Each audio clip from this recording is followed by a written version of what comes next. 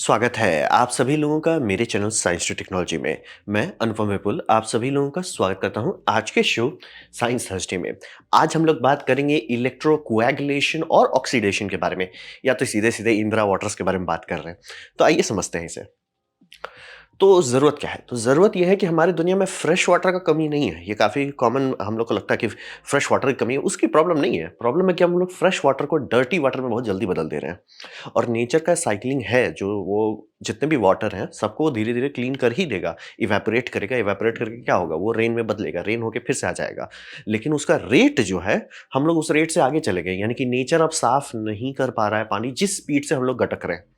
तो वही समझिए इनपुट एंड आउटपुट अनबैलेंस हो गया है। यानी कि गंदा पानी बाहर निकल रहा है, लेकिन जितना फ्रेश वाटर आ रहा है वो कम पड़ रहा है, क्योंकि हम लोग गंदा कुछ ज़्यादा ही स्पीड से कर रहे हैं। तो वही समझिए, और हमारा वेस्ट वाटर जो सिविलाइजेशन से निकल रहा है, फ़र्क नहीं पड़ता कि फैक्ट्री हो, फार्मास्यूटिकल हो, इंडस्ट्री हो हाउस होल्ड हो, ये जो हमारे सिविलाइजेशन से निकल रहा है, ये अगर ट्रीट ना किया जाए, यानी कि पानी जो निकला कचरा, उसे आप सीधे नदी में डाल देंगे, नदी साफ हो जाएगा। मतलब जितने भी वाटर बॉडी में हम इंसानियत का पूरा कचरा पहुँचता है, वो वाटर बॉडी साफ हो जाती है, खत्म, दी एंड, कुछ नहीं बचता है उसमें। तो ये समझना बहुत ज़रूरी है। लाइफ़ जो होता है, मतलब नदी में जो लाइफ़ होता है, वो खत्म हो जाता है। तो वही समझिए, और अगर हम लोग ऐसा करते रहे तो हमारे पास ड्रिंकिंग वाटर खत्म हो जाता है, क्योंकि जैसे जो लाइफ़ है आपका इसमें नदी में, वो उसको साफ रखने के लिए भी ज़रूरी है, तो वो सारा खत्म हो जाता है। तो वही समझिए कि हम लोग को तो करना क्या है? करना ये है कि कॉस्ट इफेक्टिव तरीका चाहिए, क्योंकि इसका स्केल बहुत बड़ा है। क्योंकि अगर आप एग्जांपल देखते होंगे कि यूएस में और यूरोपियन यूनियन में कपड़ों की इंडस्ट्री थी, बहुत बड़ी थी, बहुत पहले था। लेकिन बात है कि वो सारा इंडस्ट्री चाइना क्यों चला गया? बात है कि यूरोपियन यूनियन और अमेरिका दोनों समझ गए कि जो पानी में डाई डालते हैं, जो जिससे आप कपड़ा का डाई किया जाता है, वो कचरा जो है उसे बहा दिया जाता था शुरू में। लेकिन बात है कि वो बहुत टॉक्सिक होता है। अगर उसे आप ऐसे ही खुला एनवायरनमेंट में छोड़ दिए, स्वाहा हो जाएगा सब चीज़। तो वहाँ पे उन्होंने लॉ लगा दिया, ठीक है? अब एनवायरमेंटल प्रोटेक्शन एजेंसीज़ ने लॉ लगा दिया, उन पे रूल्स लगने लगे। लेकिन बात है चाइना में क्यों नहीं वो सब हुआ? चाइना ने बोला भैया प्रॉफिट हमें मिल रहा है, हम ले लेते, तो वो ये लेने लगे। तो अब उनका वाटर बॉडीज़ इतना कंटैमिनेटेड हो गया है कि मतलब आप बोलोगे भैया इसका क्या किया जा सकता है? तो समझना बहुत ज़रूरी है कि स्केल इतना बड़ा है। और अभी सोचिए कि जब चाइना से सब लोग निकल रहे हैं, तो इंडिया में क्यों नहीं आ रहे? सब बांग्लादेश क्यों जा रहे हैं? क्लोथिंग इंडस्ट्री, इंडिया में पानी पे रेगुलेशंस है, मतलब बहुत स्ट्रिक्ट नहीं है जितना होना चाहिए, लेकिन अभी भी इंडिया में रूल्स हैं, रेगुलेशंस हैं, और कंपनीज़ को फॉलो करना पड़ रहा है। और जो भी ढंग की बड़ी कंपनी है, छोटे-मोटे कुछ भी कर ले बात अलग है, लेकिन ढंग की बड़ी कंपनी फॉलो करती है। तो हम लोग ऐसा ऐसा नहीं कर सकते हैं। तो आप समझिए कि अगर आप चाहते हो कि आपके देश की इकोनॉमी ग्रो हो, तो ये सब जो कचरा निकल रहा है, इसे मैनेज करना होगा कम दाम में। क्योंकि ये एकदम क्लियर है, सबको पता है कि टेक्सटाइल इंडस्ट्री से कचरा निकलता है। अगर टेक्सटाइल इंडस्ट्री जो कचरा निकला है, उसका दाम आप इतना कम कर दें कि भैया हम चाइना में जाके बनवाएँ, फिर उसे शिप करें या यहीं बना लें, थोड़ा-सा ज़्यादा पैसा दें और शिपिंग कॉस्ट बच जाएगा, हमारा डाउन टाइम कम हो जाएगा, तो लोग करने लगेंगे। तो वही समझिए, हमें ये करना है कि कॉस्ट इफेक्टिव तरीके से इसको सल्टाना है, क्योंकि हमारा स्केल बहुत बड़ा है हर चीज़ में। ये तो मैं एक डाई इंडस्ट्री का एक सिंपल एग्जांपल दे रहा हूँ, और सारी इंडस्ट्रीज़ भी हैं। तो ये हमें बहुत ज़ोर की ज़रूरत है कि इंडस्ट्रियल वाटर ट्रीटमेंट कम दाम में निपटा सकें। तो समझना बहुत ज़रूरी है, फ्रेश वाटर की कमी नहीं है, हम लोग बस डर्टी वाटर बहुत ज़्यादा स्पीड से बना रहे हैं, और नेचर उसको उतना स्पीड से साइकिल नहीं कर पा रहा है। तो बात करते हैं लॉजिक क्या है, टूल क्या है इंदिरा का। तो टूल जो है इलेक्ट्रिसिटी है। अगर आप इलेक्ट्रिसिटी पानी में डालते हैं तो पानी खुद ब खुद साफ हो जाता है। डीसी इलेक्ट्रिसिटी, एसी डालिएगा मत, कुछ उससे कुछ नहीं होगा। डीसी डालिएगा तो ये होगा। हाँ, पोलैरिटी भले बदली जाती है बीच-बीच में। तो ये समझिए कि बहुत पावरफुल टूल है, और इसका सबसे बड़ा फ़ायदा है कि केमिकल नहीं चाहिए। हम लोग बहुत सारे और तरीके से भी पानी साफ करते हैं। जैसे एक्टिवेटेड कार्बन से आप काफ़ी अच्छा पानी साफ कर सकते हैं। प्रॉब्लम है कि बार-बार आप कहाँ से एक्टिवेटेड कार्बन लाएँगे? हम लोग जनरली वैसा टूल के पीछे भागते हैं जिसमें से मतलब पानी, बिजली इक्वल अच्छा आउटपुट। जैसे कि अल्ट्रावायलेट हमें बहुत पसंद है। क्यों पसंद है? कुछ नहीं सर, लैंप है, बिजली डाले, पानी बह रहा है, पानी स्टरलाइज़ हो जा रहा है। ये हम लोग चाहते हैं। ओज़ोन क्या है? ये मतलब हवा है, हवा में आप इलेक्ट्रोलाइसिस कर रहे हो, ये मतलब इलेक्ट्रिकल एनर्जी डाल रहे हो अल्ट्रावायलेट से, वो ओज़ोन बना रहा है, ओज़ोन आपका पानी में डंप कर दे रहे हैं, पानी स्टरलाइज़ हो रहा है। वैसा हम लोग चाहते हैं, जहाँ पे ये नहीं हो कि क्लोरीन खरीद-खरीद के बैग ब बैग डालो, या बहुत सारा जो और तिगड़म करना पड़ता है, वो आप नहीं चाहते। मतलब अगर आप लार्ज स्केल करना चाहते हैं। तो इलेक्ट्रिसिटी में वो फ़ायदा है कि हम लोग पानी को साफ़ कर सकते हैं बिना केमिस्ट्री के। मतलब आप अभी भी केमिस्ट्री कर रहे हो, लेकिन पानी के अंदर का केमिस्ट्री अपने काम कर रहा है। आपको बाहर से ऐड नहीं करना पड़ रहा है। तो इसको करने के लिए 2 मेन औज़ार हैं। एक्चुअली 3 है, लेकिन 2 मेन यहाँ पे हम जो डिस्कशन कर रहे हैं। इलेक्ट्रो कोएगुलेशन, यानी कि जब आप बिजली डालते हैं तो हो क्या रहा है? पानी में पानी उतना कंडक्टिव नहीं होता बाय द वे। पानी में जो चीज़ मिली होते हैं वो कंडक्टिव, तो वो पहले नौटंकी करना शुरू करते हैं। तो वहाँ पे कई बार स्ट्रैंड्स ऐसे मतलब ऐसा इलेक्ट्रोकेमिकल एनवायरनमेंट बन जाता है कि वो सब एक-दूसरे के साथ मतलब जो बड़े पार्टिकल हैं वो डिसॉल्व्ड है, ठीक है? वो एकदम डिसॉल्व्ड है, एकदम वो सस्पेंडेड है, जो सबसे खराब है उसको निकालना बहुत मुश्किल है। लेकिन ये जब आप इलेक्ट्रोलिक कहते हो उसे न्यूट्रलाइज़ कर दे रहे हैं, भैया तुम चिल हो जाओ। मतलब अगर नेगेटिव हो, पॉजिटिव के पास चले जाओ, पॉजिटिव हो तो नेगेटिव के पास चले जाओ। न्यूट्रलाइज़ कर देते हैं। न्यूट्रलाइज़ करके तो वो सब बैठना शुरू हो जाता है।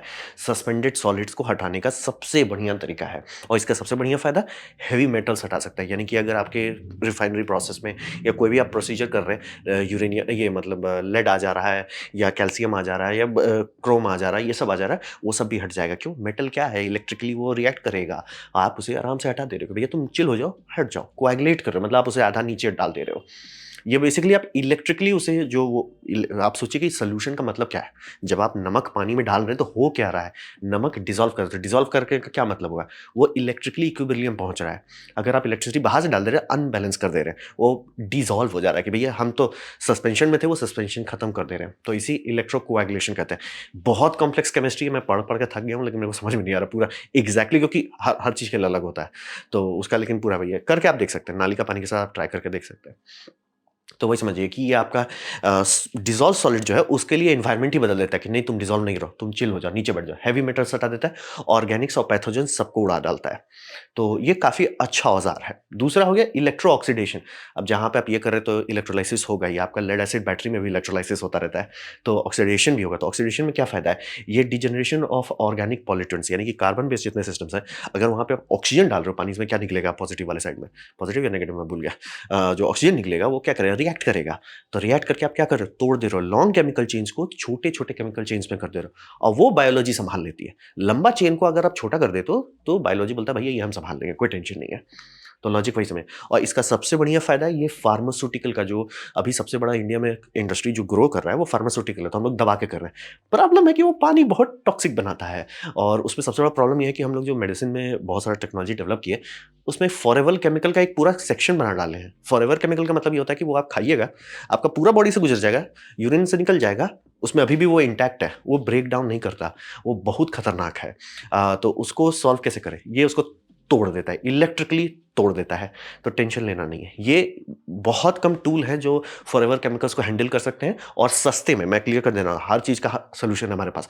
बस सस्ता में नहीं है, कोई करेगा नहीं। ये सस्ते में कर सकते हैं भैया, डालो इलेक्ट्रोड्स, पॉजिटिव नेगेटिव डालो, डीसी वोल्टेज और बस वो तोड़ के रख देंगे। तो ये फॉरएवर केमिकल और इंडस्ट्रियल केमिकल्स में भी बहुत सारे को ये सँभाल सकता है। तो लॉजिक यही है कि अगर आप बिजली का इस्तेमाल करके पानी साफ़ करते हैं, तो आप बहुत फ़ायदा निकाल सकते हैं कि भैया आराम से बिना केमिस्ट्री के आप स्लज अलग जगह से निकाल सकते हैं, पानी फ़िल्टर्ड अलग जगह से निकाल सकते हैं और ये सब वो चीज़ को सँभाल पाएगा जो बाकी और चीज़ के आर-पार चला जाता है। यानी कि आरओ के आर-पार फॉरएवर केमिकल चला जाता है, जब तक बहुत तिगड़म वाला आरओ नहीं कर रहे हैं तो। तो इसीलिए हम लोग फॉरएवर केमिकल्स हटा नहीं पा रहे। हेवी मेटल्स हटाना बहुत मुश्किल होता है। ये सब वो सबको हटा देता है। Heavy metals, dissolve solid Organics को ब्रेक डाउन करके मतलब ये पोर्टेबल नहीं बनाएगा। ऐसा आपका पानी नहीं हो जाएगा, प्योर है पी लीजिए। लेकिन ये इतना डिसॉल्व कर देता है कि ये पानी अब अगर नदी में जाएगा, नदी पचा जाएगा इसको। मतलब कि बहुत सीरियस को माइनर इनकन्वीनियंस में बदल देता है। तो लॉजिक यही है। क्या ऐसा हम लोग कहीं और यूज़ करते हैं? बहुत सारे म्युनिसिपैलिटी वाटर ट्रीटमेंट प्लांट में ये ऑलरेडी यूज़ होता है। बस बहुत बड़ा और बहुत महँगा और बहुत इनएफिशिएंट प्रोसेस है। तो ये इंदिरा वाटर जिनका मुझे स्केल में इंटरव्यू करने का मौका मिला इनका ट्रिक क्या था? तो इनका ट्रिक था कि वही कोर लिए जो आपका म्युनिसिपैलिटी में है, हो सकता है अगर आप बड़े शहर में हैं तो जाके देख भी सकते हैं। तो इनका कोर वही है, ईसी इलेक्ट्रोकेमिकल और इलेक्ट्रो ऑक्सीडेशन जो है यही उन्होंने लिया, लेकिन उसे कॉम्पैक्ट बनाया और इनका कॉम्पैक्ट बनाने का कारण ये था कि इनका एक अंडरस्टैंडिंग है कि आने वाले टाइम में हमारे सिटीज़ ग्रो कर रहे हैं, ठीक है? बहुत बढ़िया बात है। प्रॉब्लम है कि आपके पास उतना जगह है ही नहीं कि सेंट्रल सब चीज़ को सँभाल सकें। कि सारा लोग अपना कचरा दो, हम सेंट्रल जगह पे उसे सँभाल लेंगे, जो अभी हमारा लॉजिक है, ये नहीं चल सकता। अगर आप ऐसा करते हैं कि जितने बड़े-बड़े अपार्टमेंट बिल्डिंग्स हैं, वो खुद से ही डिसॉल्व कर दे रहे हैं अपना मतलब कि बहुत टॉक्सिक आउटपुट जो निकल रहा है, उसे एकदम माइनर टॉक्सिक बदल के तब आपके पास दे रहे हैं, आप बचा सकते हो। मतलब समझिए कि ये आप प्री प्रोसेसिंग कर दे रहे हो वाटर को, कि बहुत टॉक्सिक वाटर से माइल्डली टॉक्सिक कर दे रहे हैं या इतना लो टॉक्सिन कर दे रहे हैं कि वो अगर अगर हम ग्राउंड वाटर में रिचार्ज करने भेज देते हैं वो नुकसान नहीं करेगा, वो आप कर सकते हैं। तो इनका लॉजिक वही है, कॉम्पैक्ट करने से ये सब पॉसिबल होता है कि भैया ये फैक्ट्री है, ये फैक्ट्री अपना भेजेगा पानी, फिर आपका वहाँ सेंट्रल में होगा, पानी भी बहुत वेस्ट होगा और वो उतना हैंडल भी नहीं कर पाएगा। तो एक काम करो, फैक्ट्री में ही प्लांट लगा दो जो पानी को सॉल्व कर सके। तो इनका सारा लॉजिक वही है, इसीलिए छोटा साइज बनाने के पीछे बहुत मेहनत की है। कि देख रहे हैं आप, वो मतलब शिपिंग कंटेनर से बड़ा इनका है ही नहीं यूनिट, आराम से शिपिंग कंटेनर के अंदर साइज में आ जाएगा। और ये सब तो बड़ा वाला दिखा रहा हूँ जो वहाँ उन्होंने बूथ में रखा था, जो मैंने वीडियो नीचे लिंक कर दिया, वो तो इससे भी छोटा है, वो मतलब समझिए एक बड़ा फ्रिज के साइज का है। तो लॉजिक वही था, कॉम्पैक्ट बनाए थे। और फिर अगर मान लीजिए कि कोई बोलता है सर हमको तो बहुत ज़्यादा पावर का चाहिए, कोई दिक्कत नहीं, आप 4-5 ठो ऐड कर दीजिए। वो इन्होंने बहुत मतलब क्लियर कट सोच के बनाए हुए हैं कि भैया स्मॉल बनाओ, ताकि हर कोई इसे यूज़ कर सके। मतलब फैक्ट्री है सर आपका फार्मास्यूटिकल फैक्ट्री, उसी के बगल में लगाइए, पानी साफ कर दीजिए। ये मत इंतज़ार कीजिए कि आप कहीं भेज दीजिए या ट्रिक मार के नाली में लीक कर दीजिए, ताकि मतलब पूरा नदी में यूरेनियम पहुँच जाए। होता है बाय द वे। आजकल मरकरी उरकरी सब निकल ही रहा है, कैडमियम निकल रहा है, मरकरी निकल रहा है, वो सब ना हो, इसीलिए छोटा यूनिट। दूसरा, इनका फोकस था कॉस्ट घटाने में। तो ये लोग कैसे कर लिए? बात है कि बहुत सारी इंडस्ट्री होती है ना, बहुत स्टैग्नेंट होती है। मतलब जब तक कोई बहुत जोर का बिच स्लैप नहीं होता है, वो लोग नहीं उठते हैं। मतलब कि 1970 में जो चल रहा था वो 1980 में भी चलेगा, 1980 में जो चल रहा है 1990 में चलेगा। कहने को आप 2000 में आ जाओगे, पता चलेगा 1970 से आगे नहीं बढ़े थे। पूरी रॉकेट इंडस्ट्री उसी लिए चल रही है, इसीलिए स्पेसएक्स इतना सक्सेसफुल हो गया कि वो थप्पड़ मारा सबको कि भैया तुम 1970 से आगे बढ़े ही नहीं हो। जहाँ एक बार मून मिशन हो गया उसके बाद बैठ गए तो बैठ गए। तो स्पेसएक्स 2000 के टेक्नोलॉजी से बनाया गया था, इसीलिए वो इतना एडवांस है। तो सेम बहुत सारे बड़े इंडस्ट्री में भी होता है कि जब तक कोई बहुत बड़ा तांडव ना हो तब तक लोग चेंज नहीं करते। तो इन्होंने जब बाहर से देखे तो बहुत सारा चीज़ अपग्रेड हो चुका था, बहुत चीज़ इंप्रूव हो चुका था। तो इन्होंने पूरा दाम घटाने में फोकस किया कि भैया हम लोग क्यों वो 1970 के डिज़ाइन पे चल रहे हैं, जो है कि बड़ा-बड़ा प्लांट बनाओ, बड़ा-बड़ा तिगड़म करो, नहीं सर, छोटा, छोटा करो। और इनका लॉजिक वही है कि ऑटोमोटिव इंडस्ट्री का प्रिंसिपल उठाए, कैसे वो लोग मास प्रोड्यूस करते हैं कोई चीज़ को। और ये स्मॉल यूनिट का फ़ायदा हो गया डिसेंट्रलाइज़ करना, यानी कि सर बड़ा अपार्टमेंट कॉम्प्लेक्स है वहाँ डाल दो, सर बड़ा हॉस्पिटल है वहाँ डाल दो, बड़ा होटल है वहाँ डाल दो। ये मत करो कि सब लोग कचरा भेज के म्युनिसिपल में भेजो, क्योंकि पहली बात वेस्टेज भी बहुत होता है और म्युनिसिपैलिटी उतना लोड नहीं उठा सकती। तो यही सब करेंगे। और इनका दूसरा एक बात है कि ये टेलर मेड करने लगे, इसलिए बोल रहे हैं ये लोग बहुत फाइन ट्यून टूल बना रहे हैं, ना कि सर है आप लगाओ चलता है तो चलता है, नहीं चलता तो नहीं चलता, वैसा नहीं, फाइन ट्यून कर रहे हैं। जैसे कि ये एक क्लोथिंग इंडस्ट्री में गए, सर आपका वेस्ट वाटर है, आपको सॉल्व करना है, नहीं तो गवर्नमेंट आपकी मिसाइल मार देगी, तो आप क्या चाहते हो, तो आप हमको दो, पानी दो, हम एनालाइज करेंगे इसमें कितना वोल्टेज डालना होगा, कितना मतलब जो भी उनका इलेक्ट्रोड कंपोजिशन होगा, जो भी उनका कन्फिग्रेशन होगा, वो सब लोग सॉर्ट करेंगे, फिर आपको सामान देंगे। ये नहीं कि सर ये हमारा टूल है, खरीद लो, लगा लो, चलता है नहीं चलता है, कोई बात नहीं, नहीं, हम आपको एकदम प्रिसाइसली आप क्या कर रहे हो उसके हिसाब से देंगे। ये इनका दूसरा था, इसीलिए कहीं पे भी जाके आप मशीन ले सकते हो, खरीद दे देंगे आपको, लेकिन इनका है कि सर आप पानी का सैंपल दो हमको, हम स्टडी करेंगे, समझेंगे कि उसको प्रिसाइसली कैसे हैंडल करना है, कम से कम बिजली खा के, कम से कम तिगड़म लगाए हुए, तब जाके आपका यील्ड अच्छा आएगा। और ये इनका बहुत इंपॉर्टेंट बात है, यानी कि जो टूल ये दे रहे हैं, मतलब कोर लॉजिक वही है इलेक्ट्रिक वाला ही, लेकिन वोल्टेज एम्प्स और बहुत सारा तिगड़म जो है, वही टूल आपको ये डाई इंडस्ट्री को हट के लिए दे रहे हैं, कपड़ा वाले को सल्टाने के लिए, और वही टूल आपको ये दे रहे हैं इसके लिए फार्मास्यूटिकल, लेकिन दोनों को ट्यूनिंग अलग कर रहे हैं कि भैया फार्मास्यूटिकल का फॉरवेल केमिकल को ये सॉल्व करता है, इसके लिए ये सॉल्व करता है। तो ऐसे करके ये यील्ड अच्छा कर पा रहे हैं। यील्ड अच्छा करने का क्या मतलब होगा, यानी कि ये 90% से 95% तक वाटर रिसाइकिल कर डाल रहे हैं, यानी कि कचरा गया, उसमें से ऑब्वियसली स्लज निकलेगा, स्लज 100% ड्राई नहीं होगा, स्लज में थोड़ा पानी निकल जाएगा, और पूरा 100% होता भी नहीं, तो 90% जो पानी निकल रहा है वो ऐसा है कि उसे आप दोबारा यूज़ कर सकते हैं। इंडस्ट्रियल, पीने के लिए नहीं, इंडस्ट्रियल कर सकते हैं। तो ये इंदिरा वाटर का लॉजिक यही है, इसीलिए कंपनी अभी हर जगह आपको देखने को मिलेगा। और इंडिया में चल रहा है, मतलब पिछले कुछ साल से चल रहा है, जैसे एफ्लुएंट ट्रीटमेंट प्लांट करके चल रहा है। तो ये इंदिरा वाटर से जिससे मुझे बात करने का मौका मिला था। तो अब बात करते हैं क्या इनका सक्सेस, ये वीडियो में आप लोग देख रहे हो, मैं यहीं खड़ा था। तो ये समझिए इन्होंने एक्चुअली डिप्लॉय किया सोल्यूशन, ऐसा नहीं कि बस बोल रहे हैं, ये एक्चुअली डिप्लॉय किया। जैसे ये इनका है 75 KLD। अब KLD आप लोगों को बार बार प्लांट में सुनने को मिलेगा, उसका मतलब होता है किलो लीटर पर डे। तो 75 किलो, किलो मतलब 30 लीटर पर डे, और देख रहा हूँ वो प्रोसेस कर रहा है। तो इनका मेन ऑफरिंग में क्या फ़ायदा हुआ, ये 50% कॉस्ट कम कर दिए, बोले छोटा करके ये पूरा मेहनत कर रहे हैं कि सर सस्ता भी करें। तो 50% कॉस्ट रिडक्शन, 75 75% फुटप्रिंट रिडक्शन, यानी कि कितना बिजली खा रहे हो, बोले ऑप्टिमाइज कर रहे हैं, बस ऐसा नहीं कि बस हम दे रहे हैं, ऑप्टिमाइज कर रहे हैं, तो वो हो रहा है स्लज रिडक्शन 75%। दूसरा हो गया 15 किलो लीटर्स, बोले बहुत बड़ा बड़ा ये नहीं बना रहे कि पूरा दिल्ली संभालेंगे, सर आपका जहाँ कचरा बन रहा है वहाँ संभालो, कचरा मिक्स मत होने दो। तो 15 किलो लीटर डेयरी का जो waste water treatment for reuse in irrigation करके है, इरिगेशन में यूज हो जा रहा है, बोल रहे हैं कि पानी पोर्टेबल नहीं बना रहा है, लेकिन उसे टॉक्सिसिटी इतना खत्म कर दे रहा है कि आप एज ए नॉर्मल यूज कर सकते हो। तो यहाँ 40% कॉस्ट रिडक्शन है, 75% फुटप्रिंट, बोले बहुत छोटा बनाया हुआ यूनिट है, बोले यहाँ पे आप खड़े रहोगे तो बोले बस, और बाय द वे रिएक्टर जो है वो बस इतना ही है, एसएफपी इतना है, ज़्यादा बड़ा नहीं है। उसमें 85% मोर वाटर रिसाइकिल हो जा रहा है, 65% स्लज रिडक्शन, और दूसरा एक उससे भी छोटा है, नहीं नहीं सेम साइज का 15 किलो लीटर टेक्सटाइल वाला, ये जो मैं आपको बता था, ये इनका मतलब जीन्स की एक फैक्ट्री है, बैंगलोर में है। तो उसमें जीन्स बनता है, उसका डाई का काफ़ी कचरा निकलता है, वो डाई को फिर से पानी से निकाल देते हैं, फिर से वो पानी फिर से यूज़ हो जाता है, तो पानी का टोटल कंजम्पशन कम होने लगता है। तो ये कर चुके हैं, ये मैं समझाना चाहूँगा कि स्टार्टअप के लेवल पे इसलिए है कि मतलब ज़्यादा उम्र नहीं हुआ है, लेकिन साइज़ है, कंपनी धीरे-धीरे आगे बढ़ रही है, गवर्नमेंट का भी सपोर्ट पड़ रहा है, बहुत सारे गवर्नमेंट का सपोर्ट पड़ रहा है, गाड़ी इनकी अच्छा से खुल चुकी है, और ये फॉरएवर केमिकल्स को हैंडल कर सकते हैं। ये इंडिया के लिए बहुत ज़रूरी है। अगर इंडिया चाहता है कि कल को हम सॉरी अबाउट दैट, कि कल को हम अपना फार्मास्यूटिकल इंडस्ट्री को और बढ़ाएं, चाइना वाला गलती नहीं कर सकते कि सर पॉइजन डाल दो हमारे जमीन में। तो इसीलिए इस तरह के टूल जो सस्ते में, छोटे साइज में और इफेक्टिव है कि सर हमने बनाया, डिप्लॉय किया, टेस्ट करके रिजल्ट आ गया, वो सब करना बहुत फायदा है। टेक्सटाइल, ये हमारे लिए बहुत फायदेमंद है कि इंडिया में ऐसा कर लो कि भैया ठीक है, हम लोग बाहर दुनिया के लिए सस्ता टेक्सटाइल नहीं देंगे, इंडिया में जितना टेक्सटाइल कंज्यूम हो रहा है वो सस्ते में हो जाए, बिना वाटर पॉइजनिंग के, बढ़िया रहेगा। और होटल इंडस्ट्री में भी जैसे इन्होंने ताज होटल में ले किया था कि भैया उनका पानी फिल्टर करके और वो पानी से कूलिंग टावर में कर दे रहे हैं, और टॉयलेट फ्लशिंग में यूज़ करते रहे। क्या वो पानी पूरा रिसाइकिल किया जा सकता है? हाँ, लेकिन उतना नहीं कर रहे हो अभी, मतलब मिड मिड स्टेप है, लेकिन हाँ काफ़ी उनका रिक्वायरमेंट घटने लगा। क्यों भाई? जो पानी आपका एक बार में वेस्ट हो रहा था वो एक दो तीन बार साइकिल होकर वेस्ट हो रहा है, तो टोटल कंजम्पशन एनुअली घटने लगा। तो इसीलिए होटल सब कर रहे हैं, बड़े-बड़े होटल्स यही बोल रहे हैं कि इनका टारगेट वही है। मतलब बड़ा प्लांट आप बनाना चाहें बना सकते हैं, लेकिन लॉजिक वो नहीं है। लॉजिक है कि सर जैसे कॉलोनी है, कॉलोनी में ही सॉर्ट कर दो। अ, हॉस्पिटल है, हॉस्पिटल में सॉर्ट कर दो। इंडस्ट्री है, फैक्ट्री है, वहीं सॉर्ट कर दो। कचरा बढ़ने मत दो। और उस हिसाब से अगर इस देखिएगा तो ये टूल बहुत ही मतलब प्रैक्टिकल है, इंडिया में बनाया गया है, डिप्लॉय कर दिया गया है, गाड़ी अच्छे स्पीड से चल रही है।